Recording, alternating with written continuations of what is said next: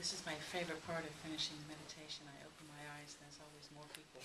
You guys kind of slide in halfway through. It happens each time. So good morning. Thank you for coming on this Memorial Day weekend.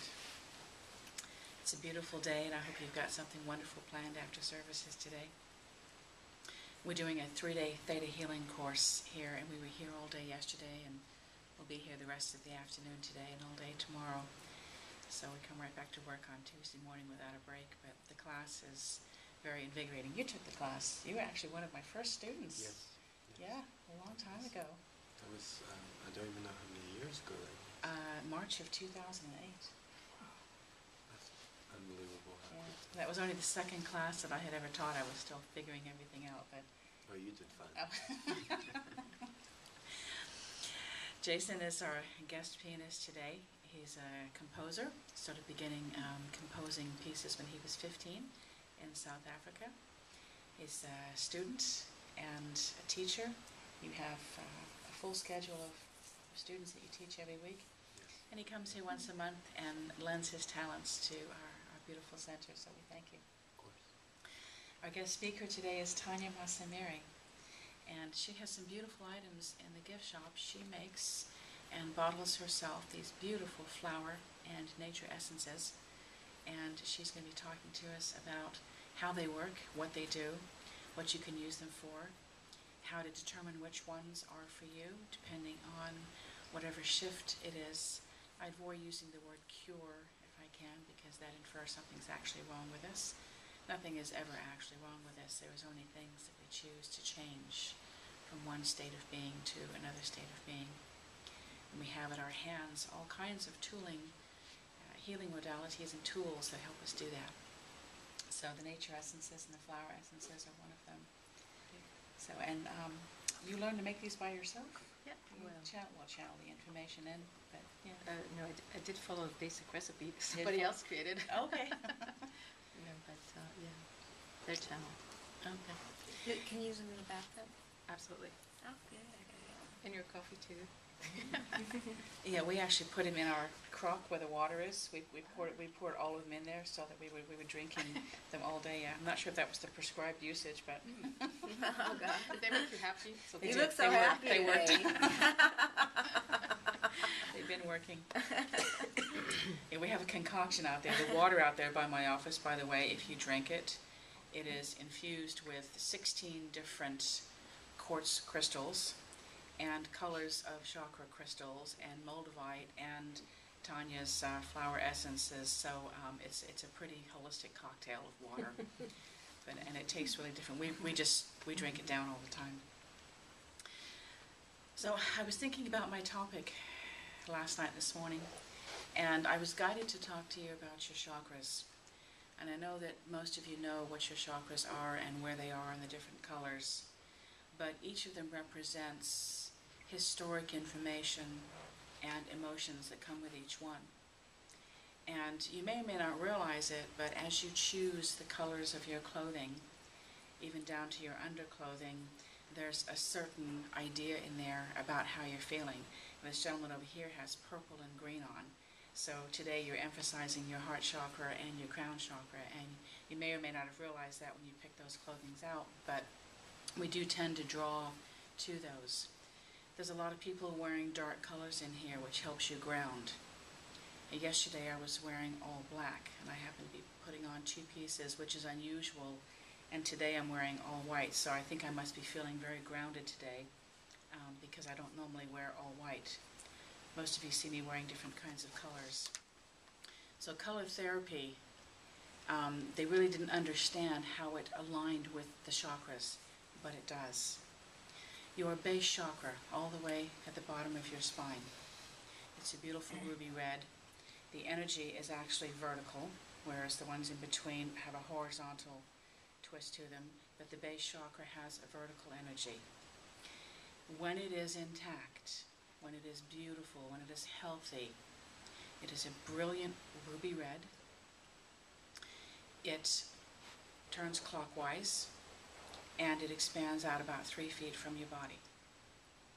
And this is all about security and finances. if you are feeling very, very undervalued in your financial security, or if you have issues about your home, if your home is at risk, or you don't like where you're living, and you aren't feeling a basic sense of security, shelter, warmth, walls, notion that you can fall asleep and feel safe. It's basically safety and security. If that is understated, your base chakra will have a smaller resonance, a smaller energy.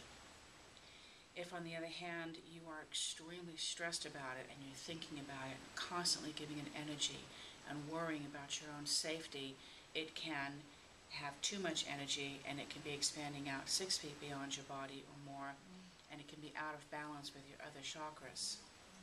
Ideally, of course, we would love to have our chakras all lined up, all about the same, 3 feet out beyond our body, and all moving clockwise, the higher ones spinning faster than the ones below them, and you're in perfect balance.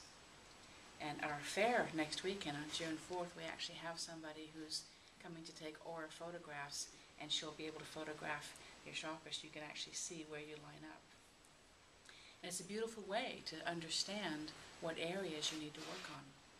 If any of them are smaller than the others or larger. And I went to one last February, and I did some meditation work before I took the photo, and they were really, really well lined up. The throat chakra was a little bit smaller, just a tiny bit than the other ones. I had been walking around and talking all day, and so my throat was tired. And this photograph actually saw my throat chakra, the blue, was just a little bit smaller than the other ones, fairly lined up otherwise. There should not be any impediments in there, any cracks, any dark areas, any debris in there. And I can do a meditation for you at some point in time where I take you through a process where I actually have you energetically moving your hand in there and cleansing your own chakras and healing them and reestablishing.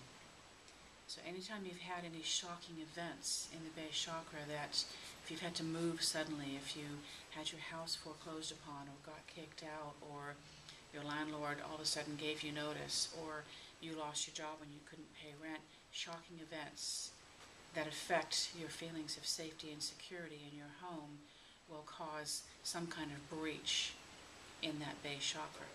So they're easy to see, easy to repair. Your sacral chakra, the orange, the one right around your belly button. Now, if you look at this mandala in the back of the room, you'll actually see the colors. We've got one going outside in and one going inside out. But those are the colors of the chakras. And you see they're brilliant, they're bright, and they're all about the same width, which infers balance. That would be if you were kind of looking at somebody from the top down or from the bottom up. You would see an image like that of how beautiful they look. The sacral chakra is sometimes called the sexual chakra because it's right around where your reproductive organs are. It's not just about creating life, although for that is a main purpose, but it's also about creating music and art and things that you write and even things with your hands, creating ideas.